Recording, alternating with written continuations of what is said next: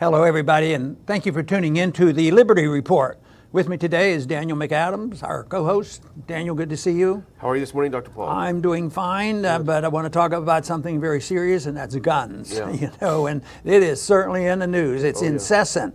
And once again, there's a tragic a tragedy, and the people are reacting predictably, and we talked about this the other day, and there would be those individuals who will refuse to let any tragedy go by without capitalizing on it in a political way, and that's what's happening. More so than ever, a lot of pressure on the president to really come down hard since this shooting occurred in Florida. But the big thing is, how much are we going to cave in and sacrifice more liberties? And I keep thinking that the bigger picture here for me is what happened after 9/11. One point, there were no guns.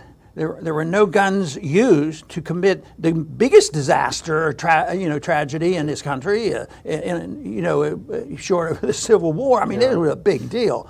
And there were no private guns protecting the airplane. So there were no guns where they were supposed to be. They didn't need guns to commit this tragedy. And what was the reaction? How did the authoritarians capitalize on this?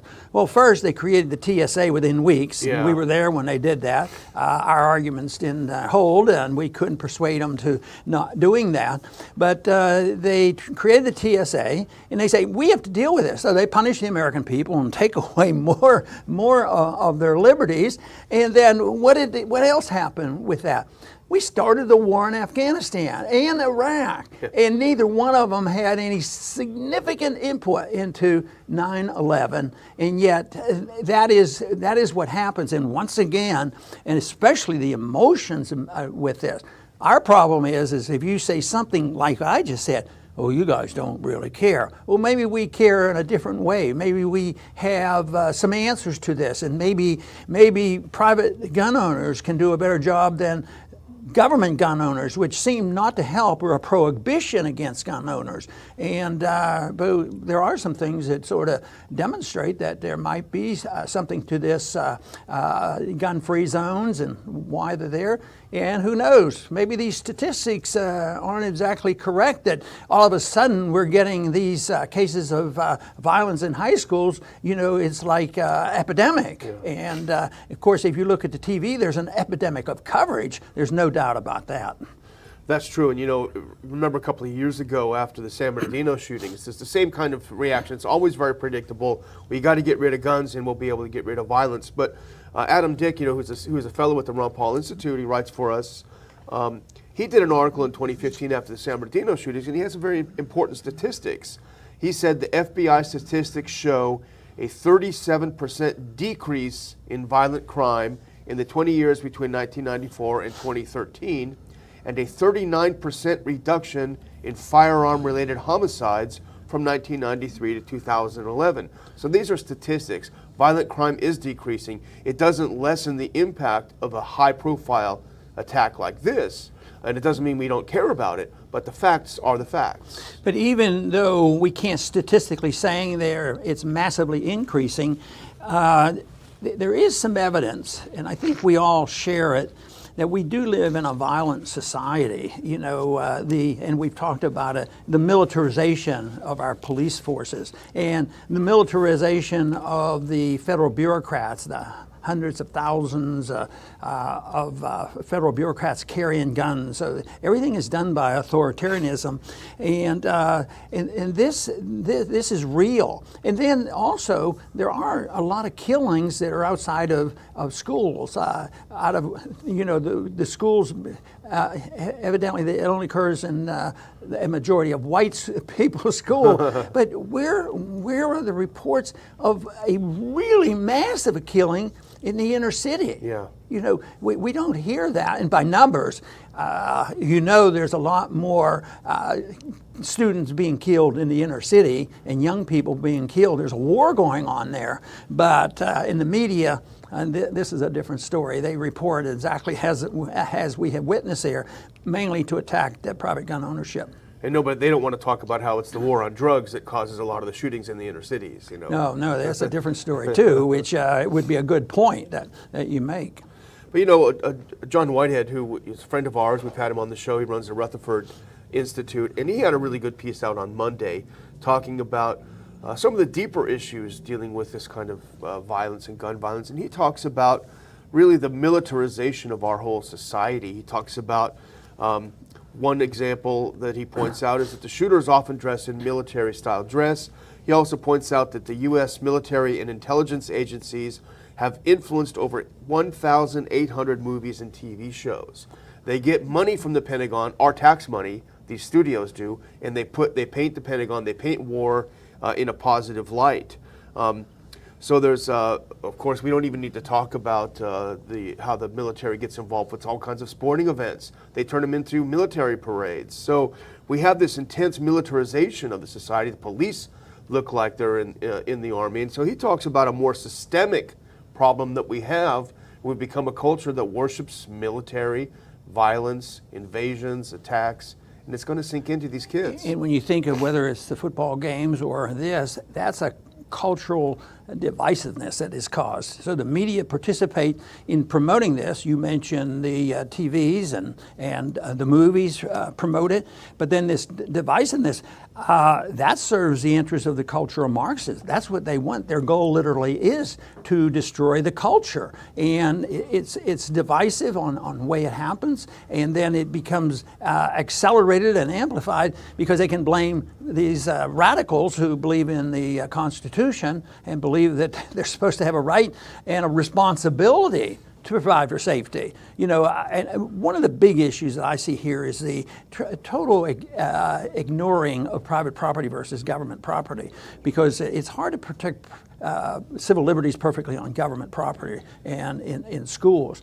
So on private property, this is altogether different. People have a responsibility. We live next door here. A mile here, we have Dow Chemical. Yeah. They don't depend on the police. They depend on their security forces to protect their property.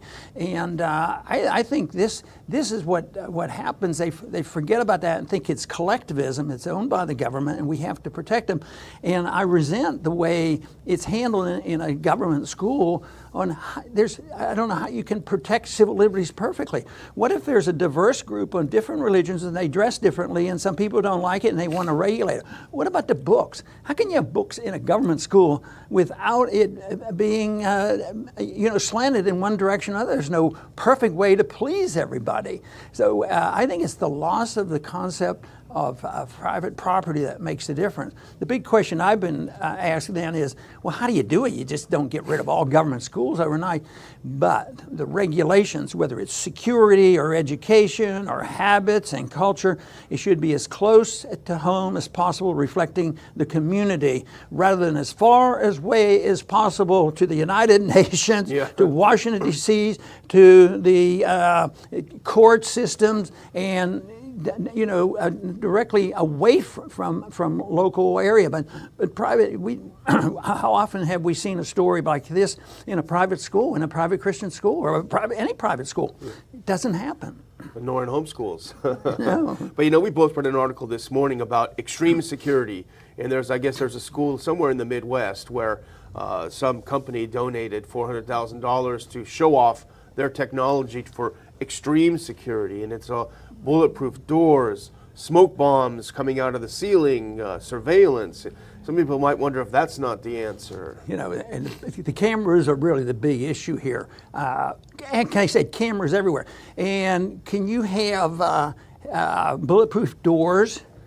Why would you need to be bulletproof? Well, because they're locked. So you're locking the kids in. Of course, one of the complaints about government schools has been the kids, when they're allowed to talk about it, they say they feel like they're in prison. And here they literally can feel like they're in prison. And then what happens if there's a fire? Oh, the doors are all locked. Oh, we have a problem. They don't think of that. But that $400,000 for this, I mean, that doesn't sound like the answer for the problems that we face, especially when there's not a statistical epidemic of what's going on. And the cameras, that's the first thing you said when we talked about it. Cameras everywhere just to make sure there are no terrorists. I'm sure that won't be used against. Well, what about using, maybe you were going to say, how about the teachers? Yeah. What if the teachers leaned away from teaching something other than the government mandated curriculum? Oh boy, they could be in big trouble. But kids are monitored, and it's live monitoring. The sheriff's office, they said, was 10 miles from the school, so they have a live monitor of things going on. And you think if the kids already felt like they were in prison, this is really a great environment to learn. But the big thing is how you're going to deal with it.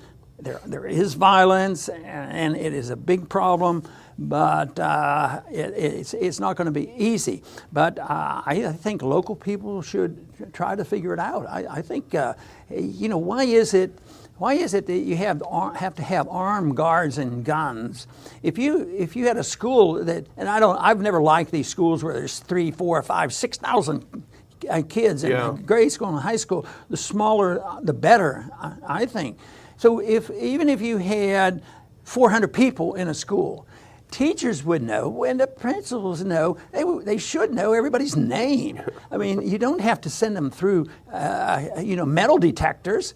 Yeah, I wouldn't think, but just knowing what's going on and all the clues with this kid, so they just didn't follow up on it. Maybe if you had a school and you actually hired private security, like Dow Chemical does, maybe they would have followed up on something like this. And I keep thinking back to the airlines. If they'd have been responsible, for the safety of the airplanes, rather than saying the government's responsible, we'll have this token thing and take away the guns and there'll be no violence. And so people felt secure. It was a moral hazard having the government involved for so many years, which set the stage that allowed this. Back a couple decades ago, the teaching was do not resist. Yeah. Go along with anybody who's hijacking.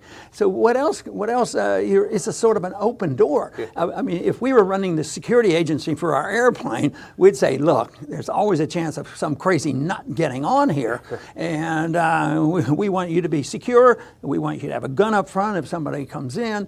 But now it isn't going in that direction at all. We have more controls than ever, and we have TSA, but I've always argued, and I continue to argue, that when these kind of incidents happen, the American people suffer. They say, well, to be safe, you have to sacrifice liberty. Oh, does that mean you don't want to be safe? No. People who believe in their liberty and assume responsibility and understand property and the security of our homes, for the most part, there aren't many homes in Texas that aren't safe unless maybe in the inner city someplace. But most people in private homes, in rural Texas or even suburban Texas, homes are pretty safe. Yeah. And it's because we don't depend on a policeman sitting out front or a federal regulation telling who can own and who can shoot a gun and who can provide the protection. Yeah, exactly. It makes me feel a little bit old, Dr. Paul, but I remember when I went to school, the school hired middle-aged proctors, they called them, and they had clipboards that they walked around and looked at you during recess, and if you misbehaved, they would write your name down, and chances are your mother and father knew this proctor. They would just call, and you'd be actually in real trouble when you got home if you misbehaved. But I want to encourage everyone to subscribe to our channel. We've just passed 124,000 subscribers. We'd like to put another 0 after that if we could, so go ahead and please subscribe to this channel and get the real news.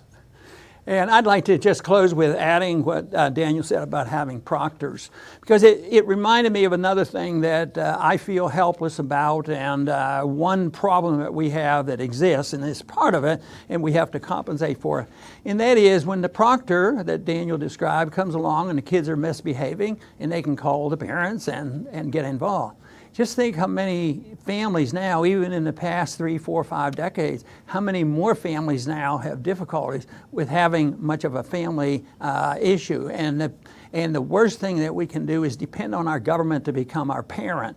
And that is something that no matter where you come down on the political spectrum, you can't correct that easily. But recognizing it and recognizing responsibility of the individual and recognizing the closer to home this is dealt with and looking for substitute, the better off we are. But the family unit is still a pretty important issue when we think of solving our social and economic problems. I want to thank everybody for tuning in today to the Liberty Report. Come back soon.